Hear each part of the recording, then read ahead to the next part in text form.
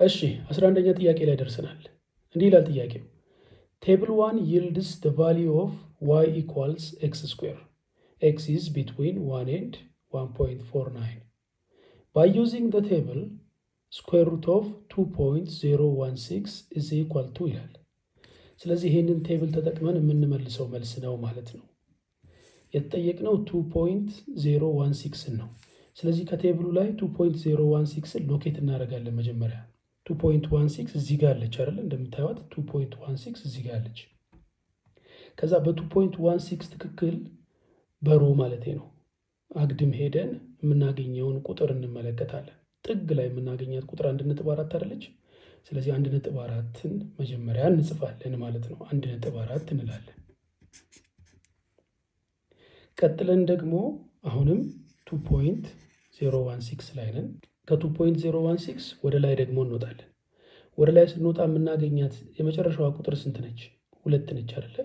2ን ደግሞ እንመጣና ከአራት ጎን እንጽፋለን። በቃ ይኸው መልሱ 1.42 ሆነ ማለት ነው። 1.42ን ከምርጫ ውስጥ እንፈልግ እስኪ። ይኸው ሲ ነው መልሱ ማለት ነው። ወደ ቀጣዩ ጥያቄ እንሻገር። ቀጣዩ ጥያቄ ደግሞ እንዲህ ይላል 3/4 the power of 3 ይላል። ኦኬ እንስራው እስኪ በጋራ ሶሉሽን።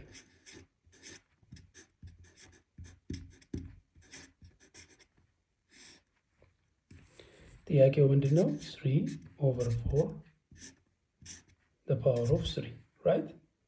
ስለዚህ ይህንን ለመስራት በጣም ሲምፕል ነው። 3ን ማከፋፈል አለብን። ለ3 መስጠት አለብን፣ ለ4 መስጠት አለብን። 3ን ዲስትሪቢዩት እናደርጋታለን ለላዕሉ ማለት ለኒውመሬተሩም ለዲኖሚኔተሩም ማለት ነው። ስለዚህ እንደዛ ስናደርግ 3 the power of 3 ኦቨር ይሆንና 4 the power of 3 ይሆናል ማለት ነው። 3 the power of 3 ማለት 3ን 3 ጊዜ ማባዛት ማለት ነው። 3 times 3 times 3 ማለት ነው። ኦቨር ይሆንና 4 the power of 3 ደግሞ ማለት 4ን 3 ጊዜ ማባዛት ማለት ነው። 4 times 4 times 4 ይሆናል። ከዛ በኋላ 3 times 3 times 3 ማለት 3 times 3 9 ነው። 9 times 3 ደግሞ 27 ነው። ኦቨር 4 times 4 16 ነው። 16 times 4 ደግሞ 64 ነው። ስለዚህ መልሱ 27 ኦቨር 64 ሆነ ማለት ነው። 27 ኦቨር 64ን የያዘ አማራጭ ከጥያቄው ላይ ሲ ነው አይደል? ስለዚህ መልሱ ሲ ነው ማለት ነው። ወደ ቀጣዩ ጥያቄ እንለፍ። 13ኛው ጥያቄ ላይ ደርሰናል። እንዲህ ይላል ጥያቄው ኪዩብ ሩት ኦፍ -64 ስንት ነው ነው። ይህ ማለት 3 ጊዜ ተባዝቶ -64ን የሚሰጥ ቁጥር ስንት ነው እንደማለት ነው። ስለዚህ ከምርጫዎች ውስጥ ለምሳሌ 4 3 ጊዜ ተባዝታ -64ን ትሰጣለች ወይ የሚለውን እንሞክር። 4 ሲባዛ 4 ሲባዛ 4 ስንት ይመጣል? 4 ሲባዛ 4 16 ሲባዛ 4 64 ራይት። ስለዚህ 64 ሰጠ እንጂ -64ን አልሰጠም። ስለዚህ ኤ አይሆንም ማለት ነው። ቢ ደግሞ -4 ትላለች። ስለዚህ -4ንም ልክ እንደዚህ 3 ጊዜ እናባዛትና ስንት እንደምትሰጥ እንመልከት። -4 ሲባዛ -4 ታይምስ -4 ኦኬ። -4 ታይምስ -4 ፖዚቲቭ 16 ራይት። ከዛ ደግሞ ፖዚቲቭ 16 -4 ኔጌቲቭ 64 ይመጣል። ኔጌቲቭ 64 ይመጣል። ስለዚህ 3 ጊዜ ተባዝታ ኔጌቲቭ 64ን መስጠት የምትችለዋ ቁጥር -4 ነች ማለት ነው። ስለዚህ መልሱ ቢ ነው ማለት ነው። ኦኬ 14ኛ ጥያቄ ላይ ደርሰናል። እንዲህ ይላል ጥያቄው the volume of a cube box with side length equal to 1/2 ሜትር ይላል። ኦኬ ኪዩብ ቦክስ ማለት ትንሽ ኢለስትሬት ለማድረግ ያክል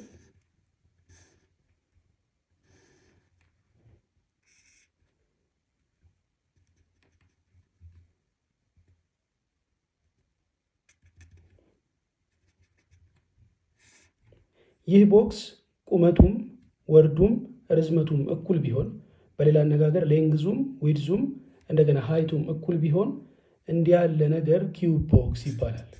ኦኬ ኪዩብ ቦክስ ይባላል። ስለዚህ አሁን ቁመቱ ኤ ከሆነ ርዝመቱም ኤ ነው ማለት ነው፣ ወርዱም ኤ ነው ማለት ነው።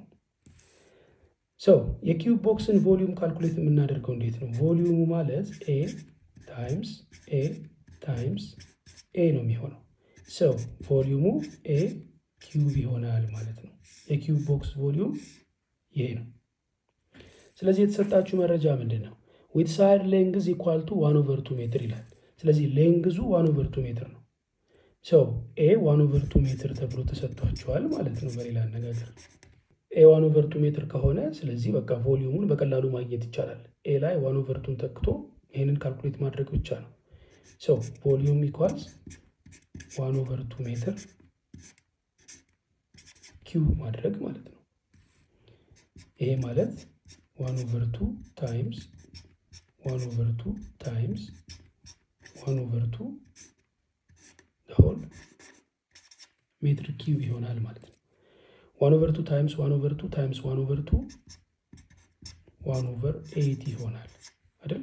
ለምን 1 ታይምስ 1 1 ነው። 1 ታይምስ 1 1 ነው። ስለዚህ ኒውመሬተሩ 1 ይሆናል። ከዛ ደግሞ ዲኖሚኔተሩ 2 ታይምስ 2 4 ነው። 4 ታይምስ 2 8 ነው። ስለዚህ 1/8 ሜትር ኪዩብ ይሆናል መልሱ ማለት ነው።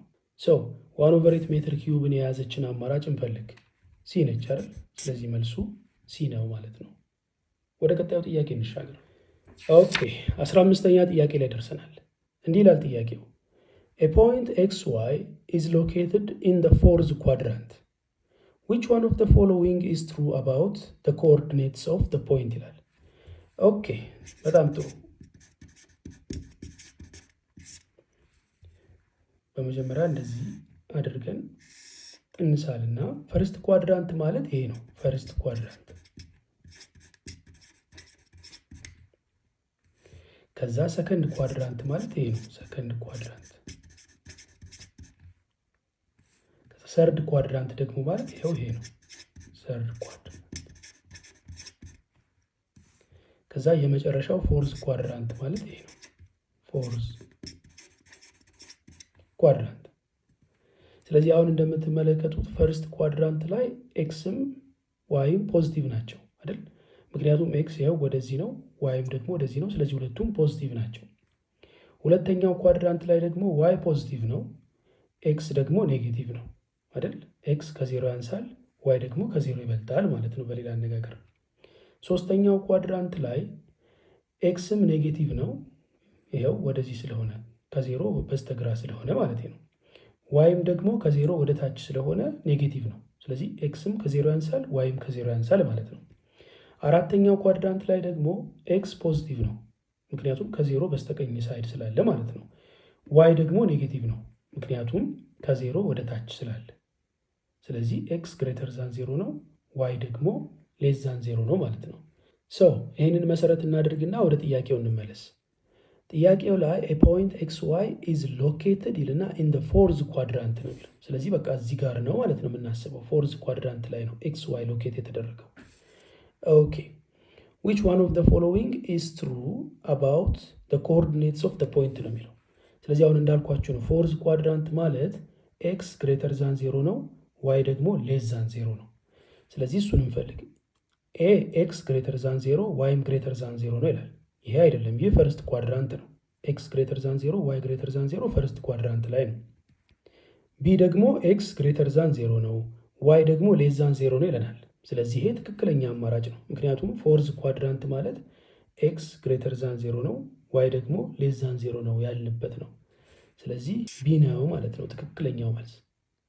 ወደ ቀጣዩ ጥያቄ እንለፍ። ኦኬ 16ኛ ጥያቄ ላይ ደርሰናል። እንዲህ ይላል which one of the following points is not on a line shown in figure 1 ይላል። ስለዚህ እዚህኛው ላይ እንደምትመለከቱት ምስል አለ። ይሄኛው ምስል ላይ አቋርጦ የሚያልፍ መስመር አለ። ይህ መስመር የማያቋርጣቸው ፖይንቶች የትኞቹ ናቸው ነው ጥያቄው። ስለዚህ ኤ ላይ -1 እና -2 ይላል። ስለዚህ -1 ማለት በኤክስ በኩል -1 ይሄው እቺ ነች አይደል? በዋይ በኩል ደግሞ -2 እዚህ ጋር ነች። ስለዚህ -1 እና -2 ማለት እዚህ አካባቢ ማለት ነው። አሁን ላይኑን አይታችሁት ከሆነ -1 እና -2 እቺን ነጥብ ማለት ነው አያቋርጥም። ስለዚህ መልሱ በቃ ባጭሩ ኤ ነው ማለት ነው። ይህ ላይን የማያቋርጠው ነጥብ የትኛው ነው ነው የተጠየቃችሁት? ኤ ነው ማለት ነው ምርጫው። ነገር ግን እስኪ ለመማር ስለሆነ ሌሎቹንም አማራጮች እንመልከታቸው። 2 እና -1 ይላል። 2 ማለት እችት እዚህ ጋር ነች። -1 ማለት ደግሞ በዋይ አቅጣጫ እዚህ ጋር ነች። ስለዚህ 2 እና -1 እዚህ አካባቢ ፖይንታቸው እዚህ አካባቢ ስለሆነ ይህ መስመር አቋርጦት ያልፋል ይህንን ነጥብ። ስለዚህ ቢ ትክክለኛ ነው ማለት ነው፣ ያቋርጠዋል ይህ መስመር። ሲንም ደግሞ ከተመለከትነው 3 እና 0 ይላል። 3 ማለት በኤክስ በኩል እቺ ነጥብ ነች፣ እቺ ነጥብ ነች። 0 ማለት ያው 3 0 ማለት በአጭሩ እቺ ነጥብ ነች። ስለዚህ ያው ይሄ መስመር እቺን ነጥብም አቋርጦ ያልፋል። ዲንም ካየናት 0 እና -3 ይላል። ስለዚህ በኤክስ በኩል 0 በዋይ በኩል ደግሞ -3 ማለት ይኸው ይሄ ነጥብ ነው። ስለዚህ ይህ መስመር ይሄንንም ነጥብ አቋርጦት ያልፋል። ስለዚህ ቢ፣ ሲ እና ዲ አይሆኑም ማለት ነው። መልሱ ኤ ነው ማለት ነው። ወደ ቀጣዩ ጥያቄ እንለፍ። ቀጣዩ ጥያቄ ደግሞ እንዲህ ይላል the solution of 2x plus 3 less than x minus 1 ይላል። ኦኬ ሶሉሽን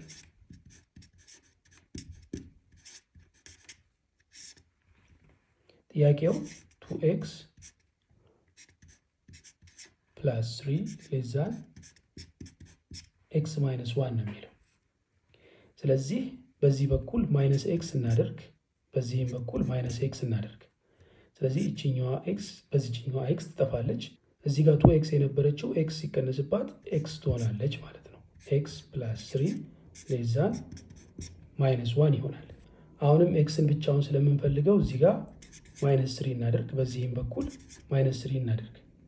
ከዛ 3 እና ማይነስ 3 ሲጣፉ ኤክስ ብቻውን ቀረልን ማለት ነው። ኤክስ ሌስ ዛን ማይነስ 1 እና ማይነስ 3 ማይነስ 4 ይሆናሉ። ስለዚህ ኤክስ ሌስ ዛን ማይነስ 4 ነው የሚሆነው ማለት ነው። አሁን ኤክስ ሌስ ዛን ማይነስ 4ን የያዘን አማራጭ እስኪንፈልግ ኤክስ ሌስ ዛን ማይነስ 4ን የያዘው አማራጭ ሲ ነው። ስለዚህ መልሱ ሲ ነው ማለት ነው። ኦኬ 18ኛው ጥያቄ ላይ ደርሰናል። እንዲህ ይላል ጥያቄው the sum of two consecutive integers x and y is less than 55 if x is the smaller number in the sum then ይላል። ከዛ አራት አማራጮችን ይሰጣቸዋል እንደተለመደው። ኦኬ ሶሉሽን እንስጥ።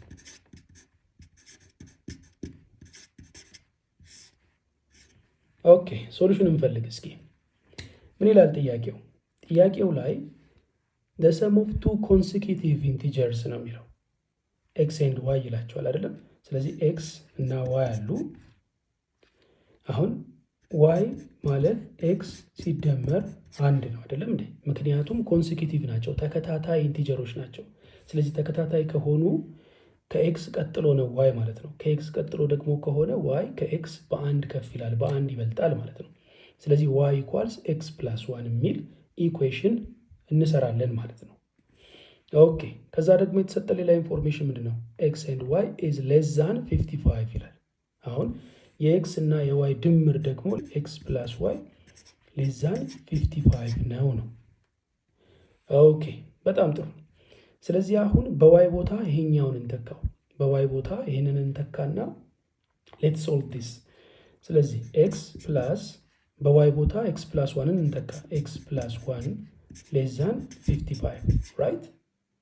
ከዛስ ኤክስ ፕላስ ኤክስ 2ኤክስ ይሆናል፣ 2ኤክስ ፕላስ 1 ሌስ ዛን 55 ይሆናል ማለት ነው። ከዛስ ማይነስ 1 ማይነስ 1 ከዚህም ላይ ማይነስ 1 ከዚህም ላይ ማይነስ 1 ስንቀንስ 2ኤክስ ይቀረናል ሌስ ዛን 54 ይሆናል ማለት ነው። 1 ስታጠፋ ከ55 ላይ ማይነስ 1 ስንቀንስ 54 ስለሚሆን ማለት ነው። ከዛ ኤክስን ብቻዋን ለማግኘት ኦቨር 2 ማድረግ፣ ከዛ በኋላ ኤክስ ሌስ ዛን 54 ኦቨር 2 ይሆናል ማለት ነው። ስለዚህ ኤክስ ውድ ቢ ሌስ ዛን 54 ኦቨር 2 ማለት 27 ማለት ነው። ሶ ኤክስ ኢዝ ሌስ ዛን 27 የሚል አማራጭ ካለ እንፈልግ እስኪ ምርጫው ላይ። ኤክስ ኢዝ ሌስ ዛን 27 የሚለው አማራጭ ቢ ነው። ስለዚህ መልሱ ቢ ነው ማለት ነው። ወደ ቀጣዩ ጥያቄ እንለፍ። ኦኬ ቀጣዩ ጥያቄ ደግሞ እንዲህ ይላል the sum of two numbers is 95 if one exceeds the other by 15 then the smaller number in the sum is ይላል። ኦኬ በጣም አሪፍ። እንግዲህ እዚህ ጋር በመጀመሪያ ማድረግ ያለብን ሪፕሬዘንቴሽን ነው። ብዙ ጊዜ ወርድ ፕሮብሌም ላይ ስትሰሩ ሪፕሬዘንቴሽን ከዛ ኢኩዌሽን ከዛ ሶሉሽን ብላችሁ ብትሰሩ አሪፍ ነው። ኦኬ ሪፕሬዘንቴሽን ስንል ሪፕሬዘንት የምናደርጋቸው the sum of two numbers የተባሉትን ነው። ጥያቄው ላይ the sum of two numbers is 95 ስለሚል እነዚህ two numbers የተባሉትን እንበልና ኤ እና ቢ ብለን ሪፕሬዘንት እናደርጋቸው። የመጀመሪያዋ ነምበር ኤ ነች፣ ሁለተኛዋ ነምበር ደግሞ ቢ ነች ማለት ነው። ሰው ቀጥለን ደግሞ ኢኩዌሽን ላይ እንግባ። ኢኩዌሽን የተሰጡንን መረጃዎች ተጠቅመን ኢኩዌሽን እንሰራለን ማለት ነው። ምን ይላል? the sum of two numbers is 95 ይላል። ስለዚህ እነዛን ቱ ነምበርስ ኤ እና ቢ ብለን ሪፕሬዘንት አድርገናቸዋል። ስለዚህ ኤ ፕላስ ቢ ኢኳልስ 95 ነው ማለት ነው። ምክንያቱም የሁለቱ ድምር 95 ነው የሚል መረጃ ስለተሰጠን ማለት ነው። ከዛስ if one exceeds the other by 15 ይላል። በሌላ አነጋገር ቢ እኩል ነው ኤ ፕላስ 15 ነው ማለት ነው። ኦኬ ከዛ በኋላ የተጠየቅነው the smaller number ነው። ስለዚህ ትንሹ ቁጥር ስንት ነው ነው። ኦኬ በጣም ጥሩ። ከዚህ በኋላ በቃ በጣም ቀላል ነው። ቢ ማለት ኤ ፕላስ 15 ነው ስለተባልን እዚህ ጋር በቢ ቦታ ኤ ፕላስ 15ን ተክተን በቀላሉ ኤ ማግኘት እንችላለን። እንስራው እስኪ። ኤ ፕላስ እናደርግና በቢ ቦታ ኤ ፕላስ 15ን እንተካለን። ምክንያቱም ቢ ኤ ፕላስ 15 ስለሆነ፣ ስለዚህ ኤ ፕላስ 15 ኢኳልስ 95 ይሆናል ማለት ነው። ከዛ ኤ ፕላስ ኤ 2ኤ ይሆናል ፕላስ 15 ኢኳልስ 95 ይሆናል። ከዛ በዚህ በኩል 15ን ስንቀንስ በዚህም በኩል 15ን መቀነስ አለብን። ከዛ 15ን ያጠፋል። ስለዚህ ከዚህ ጋር ደግሞ 95 ሲቀነስ 15 80 ይሆናል። ሰው 2ኤ እኩል ነው 80 ይሆናል ማለት ነው። ከዛ ኤን ለማግኘት ኦቨር 2 እናደርጋለን። ቱቱን ታጠፋለች። ኤ እኩል ነው 80 ኦቨር 2 ማለት 40 ይሆናል መልሱ ማለት ነው። ሰው 40 የሚልን መልስ ከምርጫው ላይ እንፈልግ እስኪ። ይሄው ዲ። ወደ ቀጣዩ ጥያቄ እንለፍ። ኦኬ 20ኛው ጥያቄ ላይ ደርሰናል። እንዲህ ይላል ጥያቄው which one of the following are not necessarily similar figure ይላል። ከዛ ኤ any two triangles with their corresponding angles are equal ይላል።